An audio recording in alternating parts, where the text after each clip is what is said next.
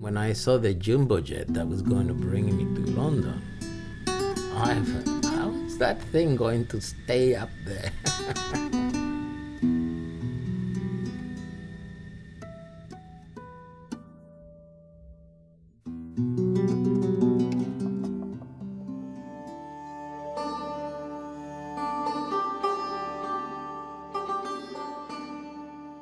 Hindus chasing Muslims, Muslims chasing Hindus. They would be killed yards away from me. As a child, you don't have the means to deal with this stuff. You can remember the sound of guns blazing or the tank riding on the street or screams, people being killed. I mean, I can't imagine what it's like to be in Gaza or in Syria, but I can still feel the pain. There isn't any place safe to live. There isn't any place for the refugees where their children can play their games. And not a real war, and not a real war, and not a real war. I think kids are very resilient. You adapt to whatever situation you're in.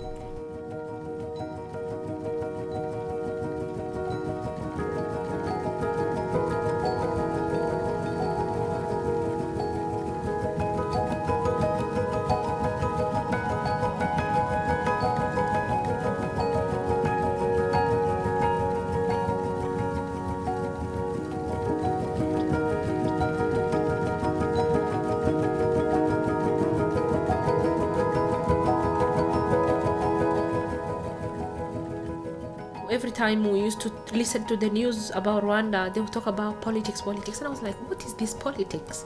What is politics that makes me leave home?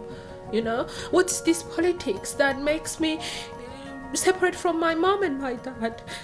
I'm not supposed to be on my own. I'm supposed to be with my family. But then I didn't get the answers of things that I wanted. Running, crawling, crying, bleeding, praying, suffering, living and dying. And Ireland played a major part in my politics. At that time, in the 20s, we had the Black and Tans. And my mother thought by putting up a cushion onto a window would stop the bullets. You knew the way to go up in the world is by coming to London.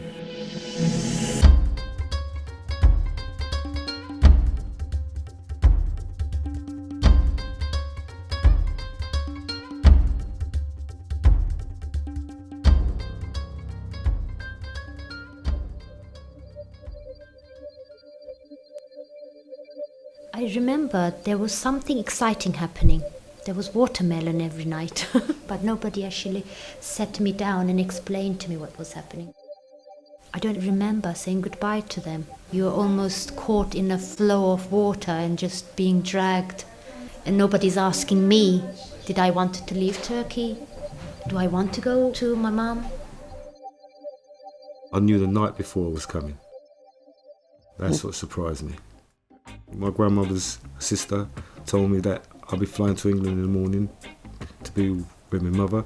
Well, it didn't really register until I got on the actual plane. So don't treat me like a puppet gonna stray, 'cause I know how to do my thing. I have no recollection about being on the plane. It was so painful that I completely blotted it out of my existence. It just seems natural to step into a new life.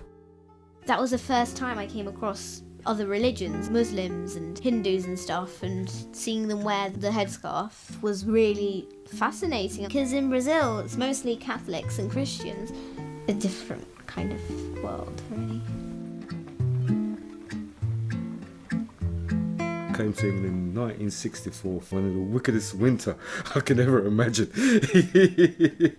I was trembling. First house I stayed in was in Stoke Newington, in Casenoff Road.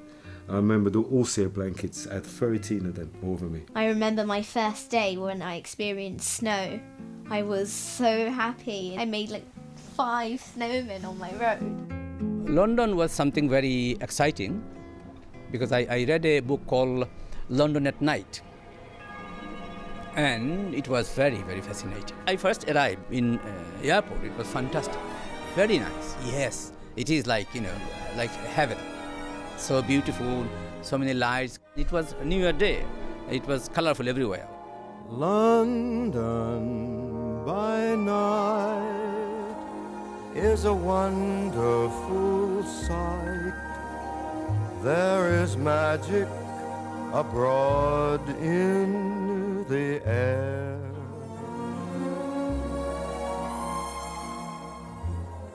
I'm often told that the streets turn to gold. But when I came here, in the actual place where I'm going to live, I thought, oh my God, this is even worse than some places in Bangladesh. I could see the difference between the dream and reality.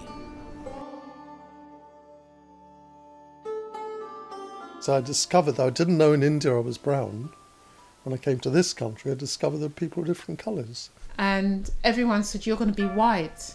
That was this thing. They said, you're going to England. I said, yes. They said, you're going to turn white. You're going to be white. I said, am I? They said, yes, you turn white when you go there. London is the place for me. I had a very thick Caribbean accent. I was laughed at in class. So I consciously switched.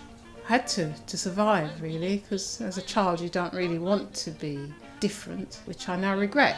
I wish I had kept my Caribbean accent, because when I hear it I think, oh, there's a lovely twang, there's a lovely sound to it. London, that's the place for me. But English was very hard for me. I was always crying, headache, because the students, they was kind of abusing me, like, oh my God, she's 11, she doesn't speak English. When I left Jamaica, I never made contact with anybody again. I regret that so much. It's about survival. So I had to survive here, and I never sort of thought about there. My grandmother, I think, was the time when I regretted it, because she died at 103. And I hated myself for never going back to see her. I mean, it was a big thing when you received letters from home. There was no telephone, no mobile phone, no internet. People would wait for the postman to come.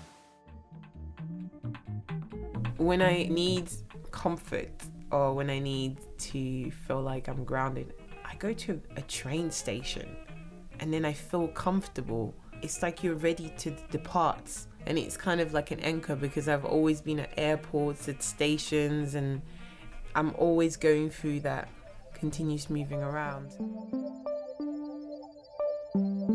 And because all of us have a connection with our roots, because we always feel that, don't we? Wherever you're born, that pulls you all the time. Even when you die, that pulls you.